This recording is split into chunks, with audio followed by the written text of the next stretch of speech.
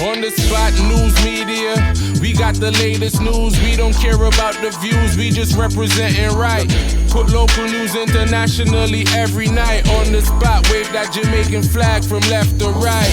Let's get it right, y'all know the type. We ain't dealing with the hype, we make it take flight.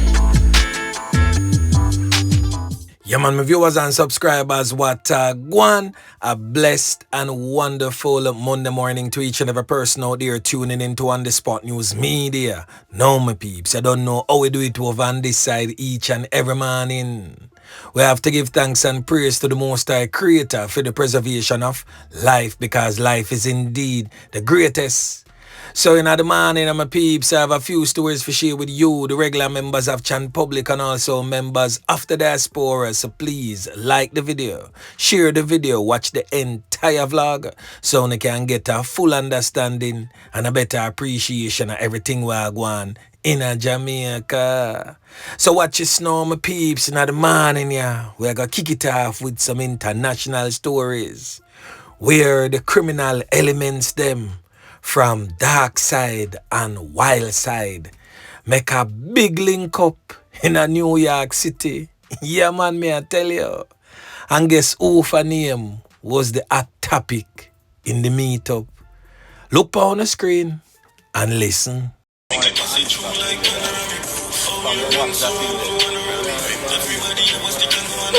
Come in like you smell the rat.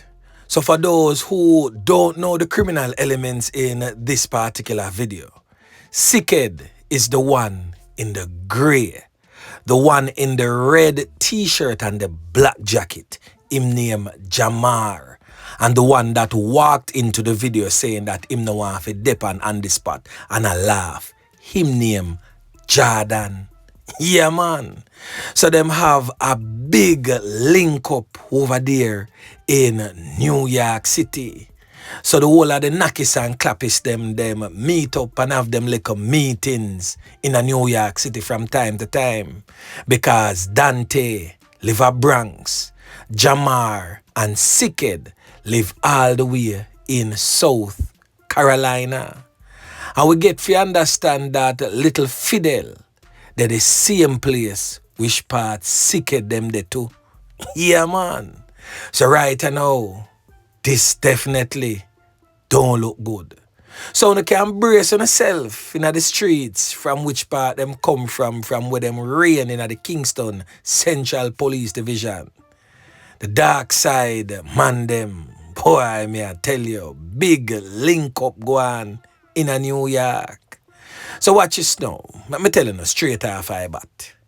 Because the war I gonna get hot up back in the place. First off, Cloverly Road and Lissent Road split up. And funnily, Price Lane and Lissent Road has now joined forces. Cloverly Road stop take talk from Grimy because boy they must say Grimy thing water down, Grimy thing get lily right now. Al Malik, where you walk and tough up your face and go on like say you're bad. Just remember say nobody not too inna you or not too dep on your side in the community, you know. You is just like a ticking time bomb I walk right now. Your life is just hanging right there out there in the shadows, just waiting to be snatched by the man who brave enough to come do it. So right now, my peeps, brace on yourself. The knockings and clappings continues. Yeah, man. So we're going to kick it off right now with an update coming out of the St. Catherine South Police Division, the area of Old Harbour, where the police have now identified the man who was fatally taken out by them during an alleged confrontation early yesterday morning. So the incident occurred sometime around 5:30 a.m. in Spring Hill in Red Ground. That's the northern section of Old Harbour. So the deceased man presently on your screen has since been identified as O'Shane Wheatley, also known as Chip Chop in our streets. We get to understand that the knockings and clappings followed an exchange of gunfire during that particular police operation. So what we get to understand, is that officers carried out a pre-dawn operation on a premises in the 5 Mile area when it is said that the criminal element presently on your screen allegedly pointed a firearm in the direction of the police. The police stated that they responded in self-defense, resulting in the criminal element's loss of life. So the criminal element is originally from the parish of Manchester and had reportedly been residing in the community of Old Harbour just over 2 years. So the Independent Commission of Investigations, Indicom, get some more work to do. Right now, me I tell you, say, the police, them a whole stumping, man. And remember, them a lick some ball for 6. Yeah, man. So the first thing that we're going to talk about in this morning's new set of stories, my peeps, is coming out of the troubled, war-torn, crime-riddled Kingston Western Police Division, where the police have now charged 2 men in connection with the seizure of 81 rounds of ammunition found in a vehicle they were in whilst parked in Tivoli Gardens on Saturday. So charged with possession of a prohibited weapon, unauthorized possession of ammunition, dealing in prohibited weapons, trafficking prohibited weapons, and stockpiling prohibited weapons are 31-year-old Jamal Reed. He's said to be of a Tivoli Gardens address, and 31-year-old Ramar Brown, said to be of a Burlington Avenue address in Kingston 10. The police report suggests that police personnel assigned to the Counter-Terrorism and Organized Crime Branch, that's CTOC, were conducting an operation when they stopped and searched a grey Mazda Demio motor vehicle on Sangster Crescent. The police stated that the ammunition was discovered hidden behind the front passenger seat. Both men were taken into custody and subsequently charged. A date is to be set for the men to appear in court. Yeah, man. Now, the next thing that we're going to talk about, my peeps, is coming out of the Kingston Eastern Police Division, where a 17-year-old boy has been charged by the police for the knockings and clappings of a female motorist as she sped away from an attempted robbery along Deanery Road in St. Andrew. So the little youth is now charged with wounding with intent, using a firearm to commit a felony, unauthorized possession of a firearm, and unauthorized possession of ammunition. His court date is to be finalized by the police. So for those who may have forgotten, that brutal attack took place on Sunday, the very first day of June. Reports from the Elliston Road Police suggest that sometime around 2:28 a.m. in the wee hours of the morning, the teen boy and an accomplice armed with handguns approached the woman who was in the process of reversing her motor car and demanded money. The woman refused and drove off. The two reportedly opened gunfire, hitting the woman. The woman reportedly drove herself to the hospital where she was treated for her wounds and released. A report was made to the police and the teen was held on Thursday, June 5th and subsequently charged for the offense on Friday, June 6th. So right there and then, another decent spot of work again by the squaddy them. Yeah, man. So the next thing that we're going to talk about, my peeps, is coming out of the Manchester Police Division, where the police have arrested a man for the fatal knifing of another man during an altercation. Yeah, man. Now the man who end up losing 3 pints is presently on your screen, identified as 22-year-old DiMaggio Campbell, said to be of a Mayday address in the parish of Manchester. It is reported that sometime around 4 p.m. it took place on Friday, June 6. It is stated that 2 men were involved in an altercation when Campbell lost 3 pints by the hands of the other man using a knife. He was, however, assisted to the Mandeville Regional Hospital, where he was admitted but subsequently succumbed to his injuries. So detectives assigned to the Mandeville Criminal Investigation Branch are probing that particular incident, hence the arrest of the man.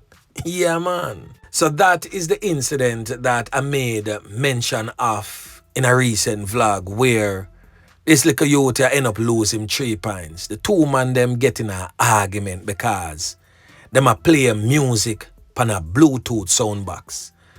And they had a verbal turn, physical altercation over whose turn it is to play the song on the Bluetooth soundbox. Simple as that, my peeps. That make a man end up losing 3 pints, gone a shut eye country land, and a next man gone a jail. Make it make sense? Boy, may I tell you, it's rough. So the next thing that we're going to talk about, my peeps, is still in the Manchester Police Division, where the police are now probing the loss of life of this nurse, presently on your screen, who was found face down in an apartment in Hillside, Knockpatrick, on Saturday night. She has since been identified as Navina Knight, 42 years old, said to be a resident of Knockpatrick in Manchester. So detectives are probing how she ended up lose 3 pints. They have so far collected statements from 2 people, including a man who was said to be her romantic partner. So the police report received by On The Spot News Media is suggesting that sometime around 9 p.m, one of 2 men who lived at the apartment stumbled on her body near a doorway in the vicinity of a kitchen. The police were alerted and the scene was processed. The police stated that they saw what appeared to be red substance leaking from her mouth, resembling you know what. The police also stated that there was no visible mark of violence on her body. Now On The Spot News Media also get to understand that her car was parked at some considerable distance away from her apartment. Sources also stated that the female was also married to a member of the Jamaica Constabulary Force, but is said to have been separated from him for some time. So the police are now stating that they await autopsy. So we're going to now hear from one of her supervisors as he too weighs in on this grave discovery. Listen. I'm Donovan Mitchell, chairman of the council. Well, I've learned of the death of a member of my staff. It's Knight, I think is the name, from the Manchester Infirmary, one of our PCAs. And I am out here just to get some information. I've spoken to the police. They are not suspected any foul play at this time, but they are doing their investigations, and I've asked them to do a thorough investigations as to the circumstances of her death.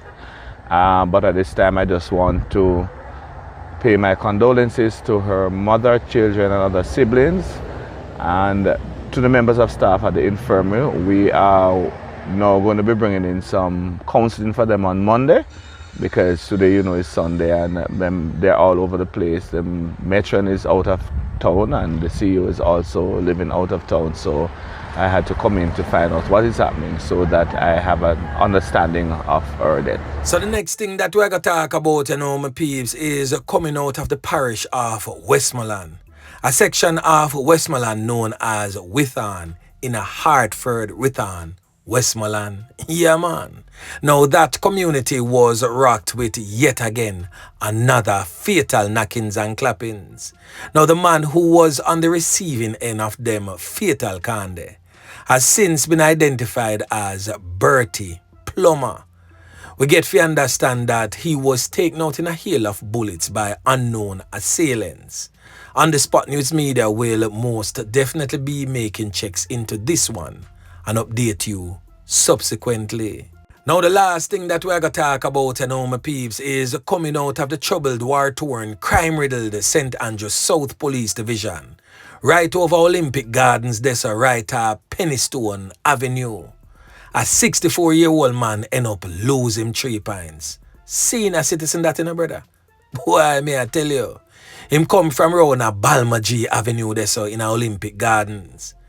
Now, the man in question has since been identified as 64-year-old Lenford George, but them call him Boxer in our streets. Said to be a man where go around go cut people, yeah, they don't know, do some little gardening, little landscaping with them little weed whack and thing. We get to understand that the man them go circle him and dirt him. Boy, me I tell you, we don't know for sure what make them go take the man life at 64 years old. But we are going to figure it out and make you know. So on the Spot News Media will most definitely be keeping you updated as it relates to the fatal knockings and clappings of Boxer. Yeah, man. So anyway, my peeps, remember to like, share, subscribe to the channel. Stay tuned to On The Spot News Media as I continue to bring you fresh news and updates in subsequent newscast. On The Spot News Media. Yeah, man.